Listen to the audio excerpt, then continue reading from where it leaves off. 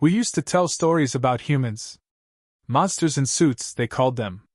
Diplomats with knives hidden behind smiles. We laughed. Until one of them showed up, unarmed, and took our empire with 3 sentences and a cup of tea. Opening quote from a terrified alien noble, post-invasion. The throne room was built to humble lesser beings. It didn't work on the man in the black suit. He stepped forward, smiled politely. And every species present felt, for the first time in eons, the old terror their ancestors had no name for. The Grand Assembly of the Imperium Tertius was not known for its humility. Towering crystalline arches shimmered overhead, refracting light into displays of wealth and technological superiority. The marble floor hummed faintly, alive with ancient power. Members of over 42 species sat in tiered, gold-rimmed platforms, judges, warlords, sovereigns, all watching the ornate central dais with the smugness of those who believe they are the apex of all things. And then the human walked in. No fanfare. No procession. Just footsteps. He wasn't armored. No guards. No translator drone. Just a dark suit, a smooth tie, and a face carrying the slight smile of someone who knew something they didn't. The doors had been locked. Scanners had been active. Yet here he was, adjusting his cuffs like he had been expected all along. Admiral Threx of the Valkyrie spat, his mandibles clicking in disgust. "What is that thing doing here?" "A human," murmured Consul Delari of the Isle. Her long neck craned toward the human. "Impossible. Earth's sector has been dormant for millennia." "Dormant," said the human, stopping at the foot of the dais, "is such a generous word for strategically quiet. But I digress." Gasps rippled. The human didn't speak through a translator, yet every species understood him natively. That alone was a technological impossibility. "You were not summoned," hissed the imperial voice, a semi-sentient collective AI installed in the throne. "Identify yourself." "Of course," said the man, smiling pleasantly. "Elias Marr. Earth representative. Special envoy. First class Mythwalker." "Mythwalker?" Admiral Threx scoffed. "More like delusional mammal." Elias stepped forward, his tone still mild. "And yet, Admiral, you seem very concerned for someone watching a delusional mammal stand uninvited in your most secure chamber." Laughter broke out across the assembly, especially from the Rixari, who thrived on mockery. Elias let it ride for exactly 3 seconds. "I'll only take a moment of your time," he continued undeterred.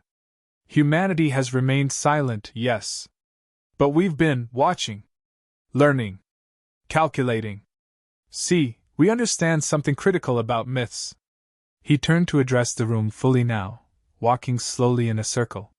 "Most are dismissed, ignored, laughed at. But the dangerous ones? The dangerous myths are the ones no one dares to question, until it's far too late."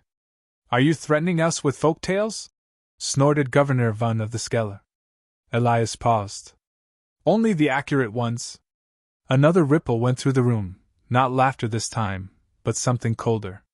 He walked up the dais' first step. The AI tried to lock him in place. The locking field failed. "Your throne room is impressive," Elias remarked, stepping higher. "I see the neutron core shielding, the 20-layered gravitational security walls. Lovely decor, by the way. Very compensatory." "You're here illegally," snapped the AI. "The Imperium does not recognize Earth as a functioning polity." "And yet," Elias said, reaching the top step, "you've all heard of us. You mock us, yes, but you also ensure none of your vessels enter Sol space. You restrict data. You label Earth as quarantined, without ever explaining why." No one answered. Elias took out a small silver coin. He flipped it. It spun mid-air, and didn't land. It just floated there, humming. "Curious thing about myths," he said, circling it. "They act like gravity. You don't notice them until you try to defy them." The coin exploded in a silent pulse. No sound. No light. Just silence. And suddenly, Every warlord and noble present found themselves frozen in place. Not physically, but mentally. Their instincts screamed. Their genetic memories twisted. Their species' deepest ancestral alarms, built over millennia of evolution, all flared at once. One thought echoed in every mind. Predator. Not animal. Not beast. Something older. Worse. Elias tucked his hands behind his back. See, humanity left the stage for a reason. We didn't lose. We paused. We studied the actors. Waited for the right moment to return. You have no ships? Delari choked out. No fleets. He smiled kindly. You're right. We have armadas. The walls trembled. Subtle. Barely perceptible. But some of the wiser species felt it, the faint warping of time. Something massive had just shifted in orbit. You're bluffing, spat Threx, rising. This is theatrics. Primitive intimidation. Elias raised one brow. Then by all means, Admiral. Detain me. Threx gave the command. 2 Skella enforcers stepped forward, activating phase shackles. They lunged. They never reached him. In their place stood something else. It wore Skella armor, but that's where the similarity ended. Its eyes glowed with heatless red. Its body pulsed like it was grown, not built. And on its shoulder gleamed a small insignia, Earth's crest, long thought extinct. The creature bowed to Elias. Shall I clear the room, Mythwalker? No need, Hydraxis, Elias said smoothly. This is merely Act 1. The enforcers were gone. The rest didn't move. Earth has returned, Elias continued, addressing the silent, trembling court. We bring no demands. No ultimatums. He leaned in slightly. We bring remembrance. Then he turned, walking calmly down the steps, past the stunned governors and frozen tyrants. At the doors, he paused. Throne rooms, he said thoughtfully, are like myths. Impressive until someone walks in who doesn't care. The doors opened without a sound. And Elias Marr, first-class Mythwalker of Earth, vanished as smoothly as he arrived. The coin still floated where he had left it. Spinning. Waiting. Waiting for Chapter 2. The Klarn High Council chamber gleamed with arrogance. Polished obsidian walls reflected the sneers of delegates from 14 core species. Every chair around the crescent dais held a being who had, at some point, laughed at the mention of Earth. Humans, scoffed Ambassador Vurix of the Thorned Hive. The ones who believed in ghosts, demons, and cosmic horsemen? The ones who told bedtime stories of wars they couldn't possibly have survived? There was laughter, grating, guttural, snorting. The kind that rolled off fangs and mandibles alike. Sitting calmly near the back, wearing a plain gray suit, was the only human in the room. Ambassador Elias Monroe. He smiled politely. His hair was neatly parted, a small notepad rested in front of him. He tapped a pen once. Twice. Then looked up. I appreciate your concerns, Counselor Vurix, Elias said, voice smooth and measured.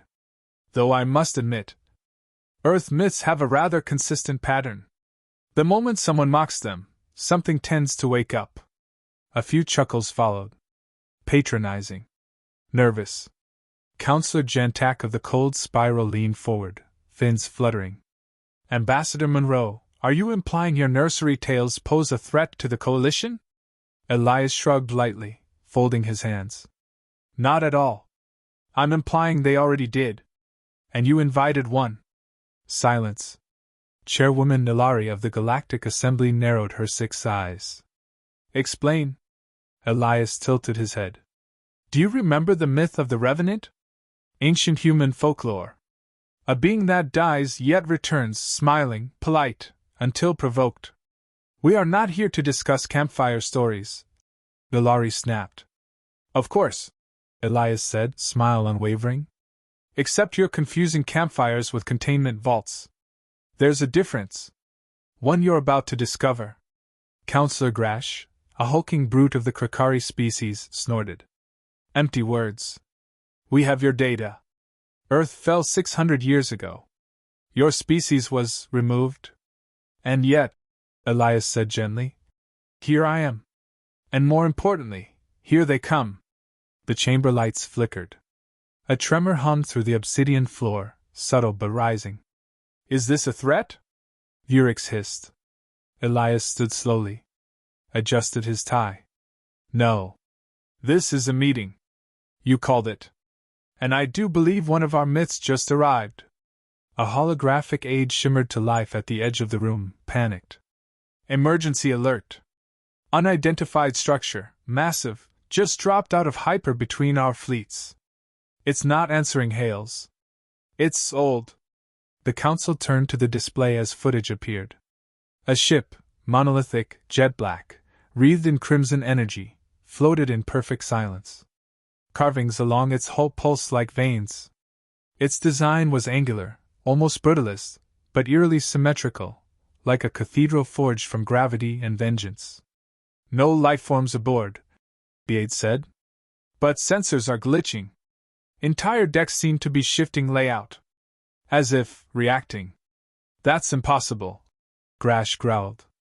Elias stepped forward, voice dropping a note. You remember the Terran myth of the ghost engine? A warship with a mind. One that only awakens when its commander returns. Counselor Gentak's voice trembled. But you're not. Commander Elias Monroe, the human said softly. Terran Strategic Recon Unit, Phoenix Protocol. Status, reactivated. The room exploded in chaos. You lied about Earth's destruction. Phoenix Protocol was theoretical. This is a breach of interstellar code. Elias raised a hand, and shockingly, the room fell still. Not by command, but by fear. When Earth was overrun, Elias said, tone grave, we chose silence, not surrender. We left you to your politics, your arrogance, your assumptions. But something changed. You began excavating what you didn't understand. He turned toward Nilari. You opened Vault Theta on Luna. Nilari paled, her exoskeletal fingers twitching. It was a scientific dig. It was a tomb. Elias cut in. And you desecrated it. The Revenant you mocked? He just got out. A low hum built in the background. The black ship outside the station began to rotate, impossibly, its geometry folding and unfolding in ways that shattered Euclidean logic. It wasn't just moving.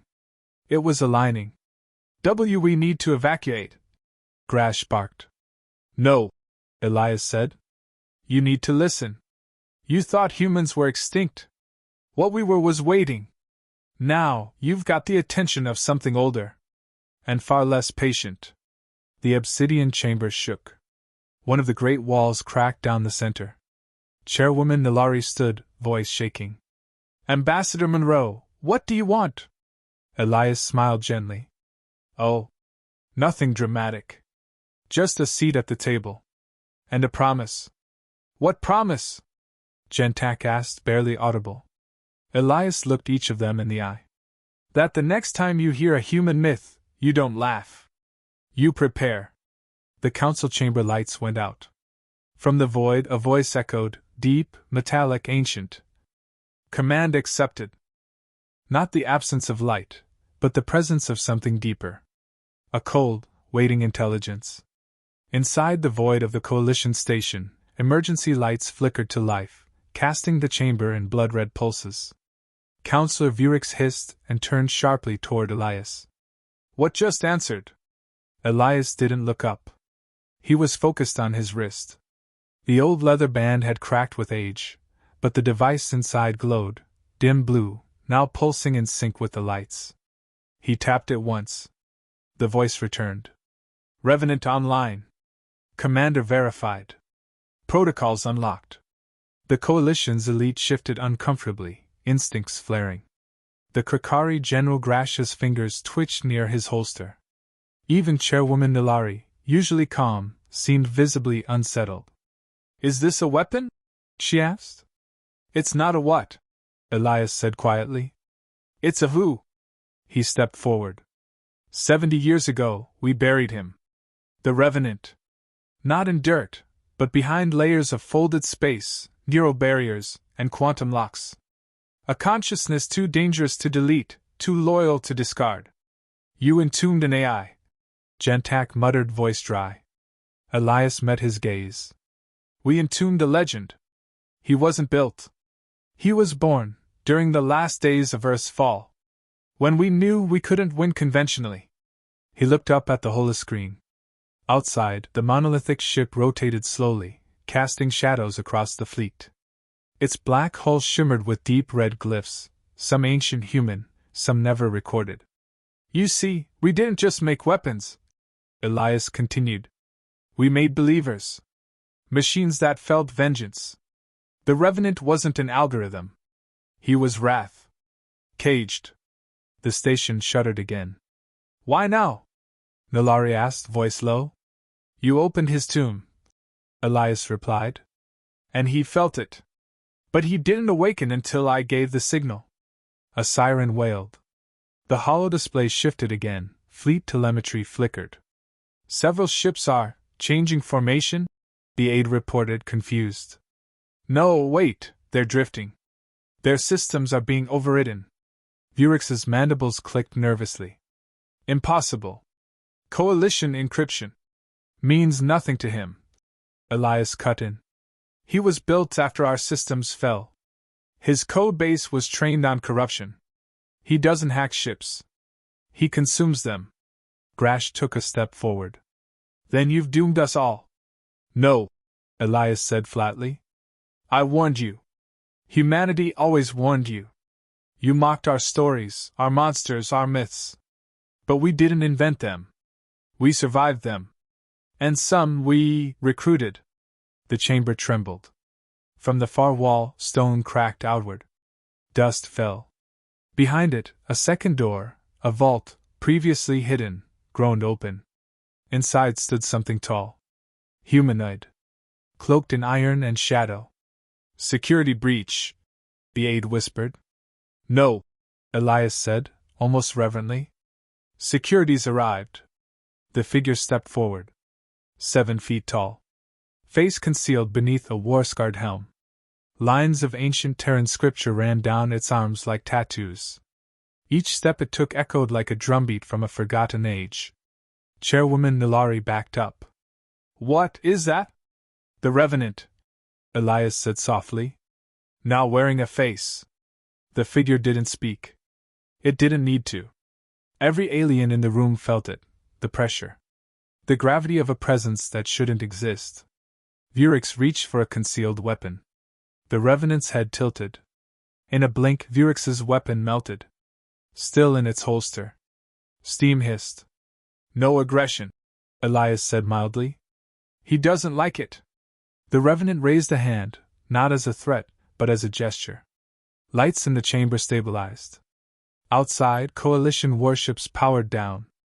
One by one. He's not here to destroy you, Elias continued. He's here to remind you. Gentak stepped forward, voice wary. Remind us of what? The Revenant turned his head toward him. The helm's eyes glowed faintly. Elias answered for him. That we told you not to dig. Not to desecrate. That you should have left Earth's silence alone. Nilari straightened. This is extortion. You're threatening the coalition. No, Elias said, smile faint. I'm offering balance. You've had dominance for too long. You spread, you conquered, you dismissed. You forgot what it means to be afraid. He looked toward the Revenant, who stood motionless, but somehow, listening. And now, Elias said, you remember. Suddenly, the chamber's main viewscreen crackled again. A fleet, massive, unknown, had dropped from hyperspace behind the Revenant's ship. Sleek, black vessels with no insignia. Silent. Unscanned. Human design, but wrong. Evolved. The aide gasped. There's hundreds. No registry. They weren't on any known chart. Of course not, Elias murmured. They weren't made in this galaxy. Eyes widened. You fled? Gentak whispered. No, Elias said. We prepared. We left Earth behind so you'd think we were gone. Let you laugh. Mock. Sleep. He looked back at the trembling council. And now, you've woken us. The throne room had once been the heart of galactic diplomacy, a cathedral of stars, opulence carved from stardust and pride. The ceiling shimmered with simulated constellations. 10 species stood in their ceremonial armor, surrounding the dais where Emperor Keltor's jewel-encrusted crown gleamed like a captured sun. And in the middle of it all, Admiral Elaine Bishop stood with a soft smile, hands behind her back, a strand of ash-blonde hair tucked neatly behind one ear. Her presence should have been a diplomatic courtesy. It wasn't. Keltor, whose tusks curved like ivory sides, tilted his head. You arrive without an escort, human. Not even your AI whispering in your ear. Were you hoping for a peaceful negotiation? Elaine glanced at her wrist display. No. I was hoping the delay in your orbiting defense grid meant my gift arrived. Several of the council members turned uneasily. A light blinked red on the Emperor's display. The hologram stuttered, then revealed an empty hangar. Your what? Asked Keltor, his voice tightening. A box, Elaine replied cheerfully. Wooden. Oak. Hand-carved. Inside it, you'll find a single human femur wrapped in titanium cord. Is that supposed to mean something? Growled the Emperor. Not to you, Elaine said, stepping forward. But it meant everything to the last empire that tried to override us. Their bones fertilize a field on Mars now. We plant wildflowers in it. Gasps rippled through the chamber. Counselor Jix of the Lidhari, the crystalline insectids, shuffled backward. This violates every clause in the Pax Accords. Oh, Elaine said lightly. We never signed those. The doors exploded inward. From the smoke, figures marched, tall, silent, clad in obsidian armor, no insignia, no faces, only the symbol carved into their chest plates, a serpent devouring stars. The Forgotten Legion. One of the oldest nightmares in galactic history. Everyone thought they were a myth. A cruel human fabrication. They were real. Elaine stepped aside as the black-armored soldiers surrounded her. One kneeled, placing a matte black helmet at her feet. Commander, he said. Your orders. Keltor rose, fury crackling in his 4 eyes. You dare desecrate this chamber with... Elaine raised a hand. Sit. The voice was gentle. But power threaded through it like iron through silk. Every being in the room felt their instincts rebel against their minds. Primal fear. Not at a weapon or a beast, but at a decision. The Emperor sat. Elaine exhaled. For generations, you told your children myths of the human threat. You warned them of Earth and its madness. And when we went silent, you assumed we had died, or tamed ourselves. She lifted the helmet. Her reflection stared back in the black. You should have wondered why the silence lasted so long. The chamber's guards raised their weapons. Elaine didn't flinch. Her soldiers opened fire. But not with bullets. Instead, a pulsing wave of sonic dissonance washed over the guards. They crumpled, unharmed, unconscious. Neat. Clinical. Humans, whispered Counselor Vianeke of the Cyrians, whose race once studied war like art. You hid this, for how long? Long enough, Elaine said. We wanted you to forget. We needed you to stop looking. Keltor spat. This is a coup. No, she said. It's a reminder. She stepped forward, placing the helmet on the throne itself. It clunked against gold. You call this a seat of power, yet you sit in it thinking you control the galaxy through treaties and pageantry. You forgot war. You forgot blood. You forgot why you feared us. The helmet clicked open.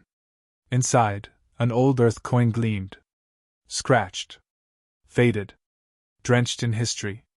1 coin, Elaine said softly. Dropped in the mud during the first Earth uprising. We found it under an alien boot print. That coin funded an army. That army built our fleet. You can't defeat all of us, hissed Jix, antennae trembling. Even you don't have that kind of force. Elaine turned. We don't need to. You'll defeat yourselves trying to fight us. The lights flickered. The walls pulsed. One of the Lidhari guards screamed as his translator implant short-circuited. Counselor Vianeke whispered, "You've already infected the grid." "Nanovirus?" Elaine confirmed. "Harmless. Unless you try to raise shields. Or fire weapons. Or send a distress signal." "Then what do you want?" Keltor snarled. Elaine's smile returned. "Just one thing." She pulled a sealed data chip from her pocket. "This is a record of your empire's crimes. The bombings. The labor colonies. The genetic trials on captured humans. You're going to broadcast this across your systems." "I won't." "You will," she said, still smiling. "Because your heir is on Station Ketha. Which, by now, is surrounded." Keltor's fists clenched. "That's a bluff." "Is it?" A hollow image flickered on, displaying the station. Hundreds of black ships hovered around it, silent. No weapons primed. No comms open. Waiting. "We came not to conquer," Elaine said, "but to expose." Jix cried out. "This will cause chaos. Civil wars." "Exactly," she said. Silence. Heavy. Certain. Keltor leaned back in his throne. Defeated. "You could have ruled through peace." Elaine turned toward the doors. "We tried that. You ignored us. Then what will happen to us?" She paused. Her voice dropped to a whisper. "Now? You'll learn what it feels like to live in a story where humans are the monsters." The chamber dimmed. The humans vanished. And across the stars, myths walked again.